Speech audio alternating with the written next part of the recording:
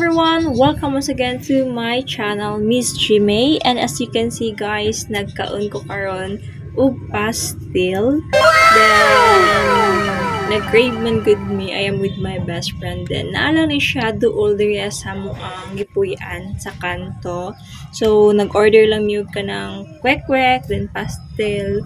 So, muna siya, ako na siyang gitimplahan.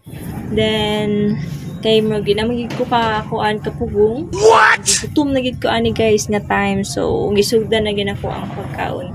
So sa tibuok kalibutan naatay ka na ginatawag og klase-klase nga pagkaon. Then naputay klase-klase nga mga pamaagi sa pagkaon. So sa kuha guys, meron. Sorry. Tagalog mo tagahatan eh. Daw sa ko guys na kay kanang gitawag nga inaani nga klase nga paagi. Say mo makaingon ta ba nga disgusting kay siya tan-awon ba, pero para sa ko guys, my goodness, lami gid kaayo ni siya nga paagi nga kanaganing ihalo-halo nako ang pagkaon nga gusto nako, pero dili po to the point ha nga tanan na lang ihalo. Kana lang pong ihalo nako according lang pod sa kaya nako ug gusto nako kaunon, like ani nagkaon ko kwek-kwek, then nagkaon ko pastel.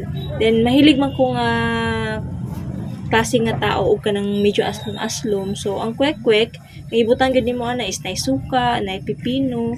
Then nagkaon ko pastel, yun na siya nga ibutang na ko na siya, giusan na ko na siya sa kanang pastel nga kung gikaon gi mix-mix. Kun mo siyang tan-aw, makaingon ka nga inap ta ni tan-aw. Ay pero sa ko guys, lami kay ni siya guys. Then gigutom ni ko maayo ani nga time.